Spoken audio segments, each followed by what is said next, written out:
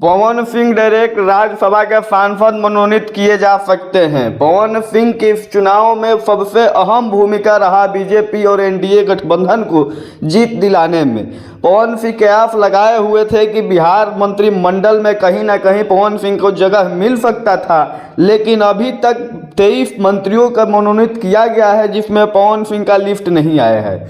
आप लोग भी जानते हैं कि सरकार बनने के लगभग 6 महीना तक मंत्रियों की नियुक्ति चलती रहती है और इस बीच में हो सकता है कि पवन सिंह के मंत्री पद बिहार में दे दिया जाए या नहीं।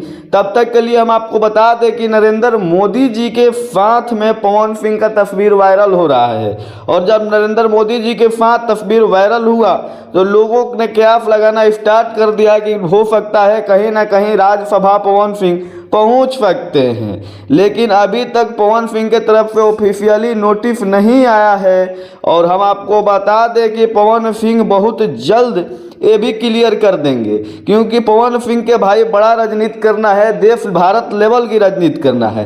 पवन सिंह खाली बिहार भर में सिमट कर नहीं रहना चाहते हैं। पवन सिंह चाहते हैं कि हम पूरे भारत के, पूरे देश की समस्या को देखें और पूरे देश को जन सेवा करें और जन सेवा का लाभ दें। और पवन सिंह इसीलिए विधायक के चुनाव भी नहीं लड़े थे, क्योंकि उनको मानना है कि हम पूरे देश के विकास में हाथ बटाएंगे और मोदी जी को हम मजबूत करेंगे। तो भाई मोदी जी को मजबूत करने के लिए तो सांसद के ही चुनाव लड़ना पड़ेगा या सांसद भवन में ही पहुंचना पड़ेगा।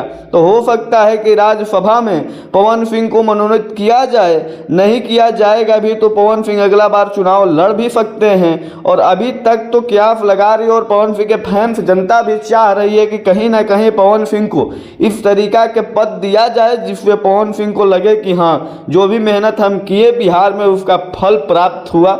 तो आप लोगों को क्या लगता है, कमेंट करके बताइए।